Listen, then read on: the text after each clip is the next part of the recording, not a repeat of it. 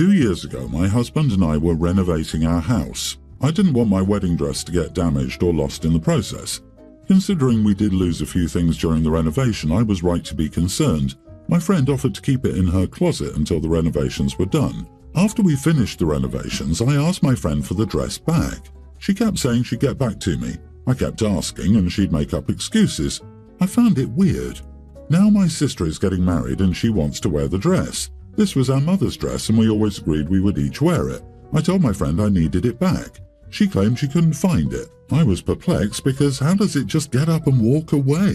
She apologized and offered to pay me the cost of the dress, which I turned down because it wasn't about money. The dress was sentimental and I felt terrible my sister couldn't wear it. My friend and her husband went away. I was there to water their plants and feed their dogs. I decided to look for it myself. The closet was very cluttered. I eventually found the dress. I can totally believe that she missed where it was and she wasn't malicious. The box was tucked behind a few larger ones containing seasonal clothes. I texted her saying, I found the dress. Instead of being happy for me, she asked why I rummaged through her closet. I said I just wanted to double check. She told me I had no right to go through her things.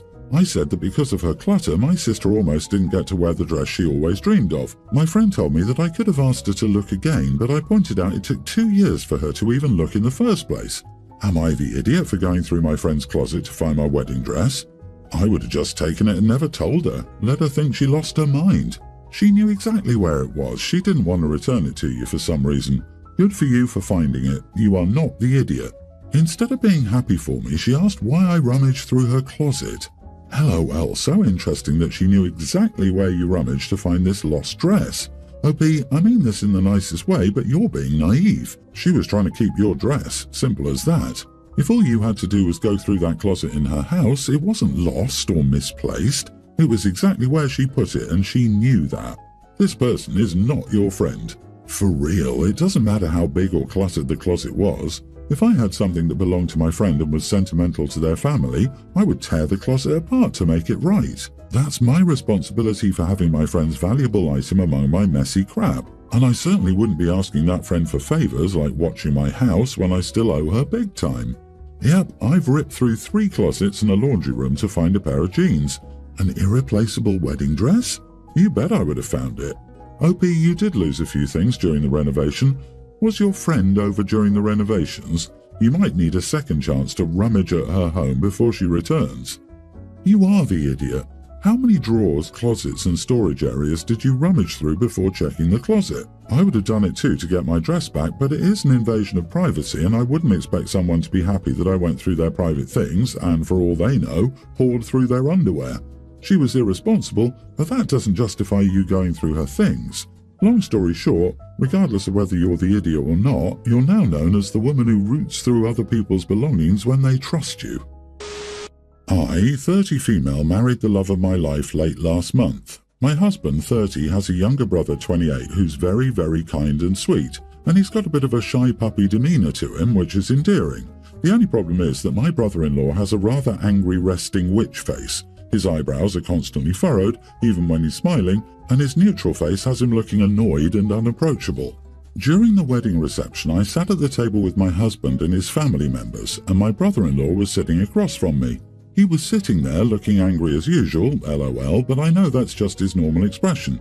I thought the other guests may be kind of scared by his expression, so I cheerfully told my brother-in-law to turn that frown upside down.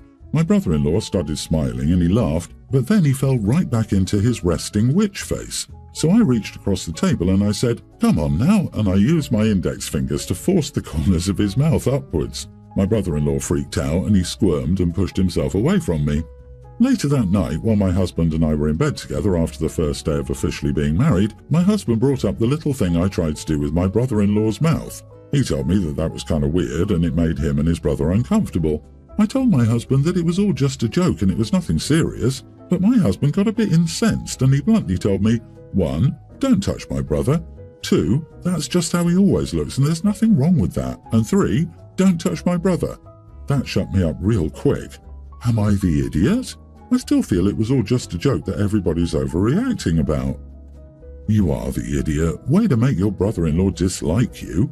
I have the same facial expression, and people who do crap like this immediately get marked as rude jokers on my list. Welcome to the family, I guess. Your husband is a good egg, though. Imagine having a man tell me to turn my frown upside down and then trying to dig a smile into my face. I'd have punched him. Apologise to your brother-in-law and your husband for the harassment and be a grown-up about it. And no, it was just a joke excuse. Yikes, touching him was inappropriate. You might be okay with people randomly touching you to rearrange your facial features into an expression they find more pleasant, but your brother-in-law isn't. You owe your brother-in-law an apology. What is wrong with you? Seriously, is there something mentally wrong with you, or were you intoxicated or something? You should know better not to touch people without their consent. Everyone should have learned that when they were in school. Second, I'm pretty sure you got annoyed when an older man told you to smile, so what makes it right for you to do it? Update. Wow, I just need to state that I had no bad intentions when I touched my brother-in-law, and well, my brother-in-law always looks like he's actually trying to frown as hard as possible. He's a perfectly nice guy, don't get me wrong, but it looks a bit menacing, and sometimes it's not all that bad to get physical with people now and then. After all, you need to touch something to fix it. I, 29 male, hosted a pumpkin carving party for my friends and me this past weekend, and my decision is causing drama among us. The party was indoors, as it's still nearly 100 during the day where I'm at. I dislike cats and dogs, any and all. My friend knows this. Primarily, I think they're filthy. I want nothing to do with them because of that. A buddy and his current fling, early relationship girlfriend, however you want to define it, showed up. She has a golden retriever with her. I didn't know this dog was coming. No one ran this by me. I would have said no. I pulled him aside and told him the dog had to go. He says if the dog has to go, she has to go, and then I have to go too. I just say, come on man, you should know better than to bring a dog to my house. He said that it was a service animal, apparently for diabetes. He thought it would be different. I said no, it might medically help her, but it's still a damn animal. He starts arguing, but I maintain my stance. I offered to keep it at the garage with the air conditioning on. He goes and talks to his girl and she looks annoyed. I felt bad about that.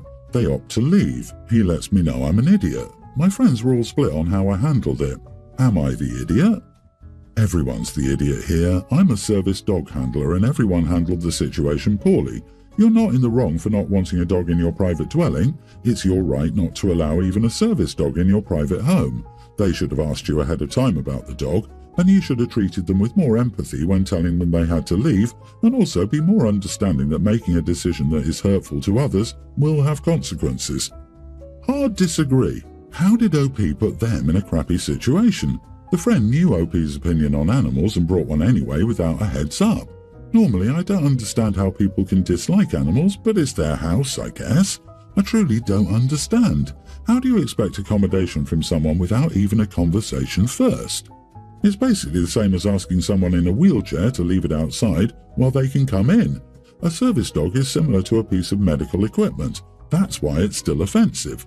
The dog is with her to detect blood sugar spikes. He can't do that if it's in the garage. OP was okay with endangering the dog and his friend's girlfriend.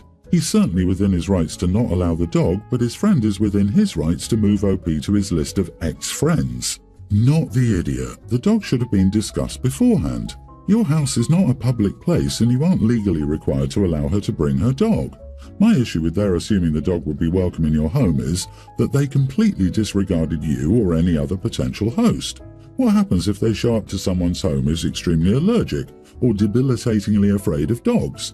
What if they bring the dog into someone's home and the host's own animals become stressed or even flee out of fear of the girlfriend's dog? I feel sorry for you and the girlfriend in this situation because your friend should have talked to you first, but instead created an uncomfortable situation for everybody. My friend of about 17 years, Delilah, 37 female, had a very problematic childhood. She barely went to school because her only parent was addicted to substances, among many other problems. I don't know how she slipped through the system for so long, but she was pretty much a lost cause by high school because of how little discipline she had. At 23, her dad died, and due to the manner of death, Delilah won a large sum of money. Once she got that money, Delilah chose to go to a community college. She learned to love learning, and had so many interests she never knew about that she went to several schools in most of her 20s and came out with several degrees. So, my view, I've held my tongue on her wasting so much money on school. If it were my money, I'd want to save it or explore, then get a degree, not go ahead first. She has 6 degrees, and to me it's just silly. The real kicker is my husband is an engineer and makes more than she does, despite all her side jobs and projects. We were visiting her and she mentioned how she wanted to study history and take a class or two online for fun. I laughed and asked if any of her inheritance was still even left. She said that shouldn't be my concern. I admitted it was ridiculous. She could have just bought a nice house with that money instead of blowing it on degrees that she doesn't even use. She told me all her degrees serve a purpose. She loves what she does now and loves learning because she was deprived of it as a child. She told me she wouldn't defend herself to someone who didn't grow up in a similar situation. My husband told her to calm down. Everything is now awkward, and I'm unsure if I need to apologize. Am I the idiot? Oh my goodness, you are the idiot. You sound incredibly jealous.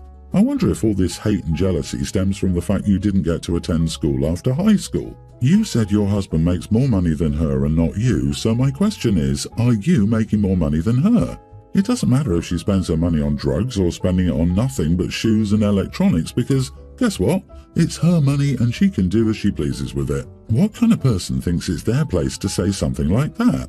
You sound miserable and judgmental. Opie absolutely needs to apologize. Is she unemployed and homeless? No. She's living life the way she wants, paying the bills and learning the things she wants to learn. It sounds like she's had an awesome life and is making the most of her money in a way that's best for her. You're not like her. People have different priorities. Do better. You're failing as a friend. I love how OP mentions her husband's degree and salary but not her own. She's trying to claim her husband's success as her own. I guess hers isn't much to envy, so she's jealous that her friend got to do what she wanted with her life. You and your husband deserve each other. I can't imagine how insufferable you both are if he told her to calm down after explaining why she's loved her life and finds enjoyment from, gasp, education. You are the idiot, and may God have mercy on your petty soul. Guys, this is not 1 degree or 2 or 3, it's 6. We can all agree that, money or not, getting 6 degrees is pretty ridiculous, especially when there are so many resources out there for learning without an official course. I have a cousin like that. She has 4 degrees and my parents and I certainly roll our eyes about it occasionally. I would not have blown that much money getting 6 degrees, but that doesn't matter because she's not you or me. You shouldn't have said anything. My brother Jake has been with his wife Kate, now separated, since high school. They have 2 kids, both my godkids, and he and I are best friends. Our sister Claire has been friends with Kate since middle school. They were each other's maids of honor and are still very close. In the last 6 months, Jake confided in me that he fell for his co-worker and let things slip into a physical affair. I encouraged him to tell Kate and be honest about it so as not to live a lie. He told her she was initially in denial and wanted to work through things, but Jake said he'd be lying to himself and they are in the midst of divorce proceedings. He and the co-worker are now in a relationship. When I met her, I'll admit it was weird seeing him with someone else, but they weirdly seem like the most compatible couple I've ever met. They have way more in common than he ever did with Kate. They look at each other with such admiration, and despite how it started, I honestly think they could be together forever. I know I could be wrong there, but that's my hunch. So Jake and I are still really tight. We recently took our kids to a festival together this weekend. Just me and my kids with him and his. No partners. We had a great time and he was telling me how happy he's been, and the kids seem to be adjusting to it much better than expected. I know it's all a process, but I'm glad he's doing well, and I'm glad to have him in my life. Well, my sister Claire is angry that I'm still hanging out with Jake. She's saying how she can't believe I dare to approve of him being with the mistress, and that I should be trying to convince him to try to work things out with Kate, who's apparently still hoping for that, or I should be no contact with him until he realizes how wrong he is and makes things up to her. Am I the idiot for staying tight with him, helping him financially until the divorce and child support situation is figured out, and supporting this new relationship that seems to make him happy? I feel bad for Kate and all, but I just feel like they're a case of people who got married too young, and now he's found someone who's a better fit for him. Edit, regarding the child support, Kate makes about double him, and her job involves a ton of travel to where she's gone about 75% of the time. He's been the primary caretaker of the kids most of their lives. She doesn't want a new job post-divorce, so he will continue to have primary custody. Of course, that means the other parent who makes more will pay child support. It's for the kids. He's not pursuing alimony for himself. Your brother was selfish and blew up his family in the worst way possible. That's going to have repercussions and fractures. You don't need to punish him, but it is kind of gross he's riding off into the sunset with his new side chick while his ex is deeply mourning. Don't condone it, but it's not your job to punish him. I'm going with not the idiot, but with some strong ick. The gross thing is trying to manipulate the brother into a loveless marriage. Their endgame isn't just to let him break up with the mistress, but to take back his ex-wife. Why? Because it's convenient for her? He doesn't love her, and familial shaming won't fix that. He's not an idiot for leaving, he's just an idiot for not having the courage to do it sooner. And why on earth should OP take the ex's side? It is his brother. Of course he will still have contact with him. People don't take marriage seriously anymore. Instead of working through things, for better or worse, he decides to cheat with another woman and then says how hard it is to be going through a divorce. OP, your brother should never have married. He can't hold up to his vows, has no idea what marriage means, and is selfish. He leaves a trail of destruction behind him as he happily messes around with the woman he crushed his marriage over. I hope he doesn't try crawling back to his ex-wife when his new relationship falls apart. I hope he knows he completely obliterated any chance of reconciliation, and when he looks back, I hope realizing the pain he caused is enough for him to step up and be a worthy man. I'm hoping his soon-to-be ex-wife gets her happily ever after. She deserves it, and I'm sure his relationship with the affair partner will come tumbling down at some point.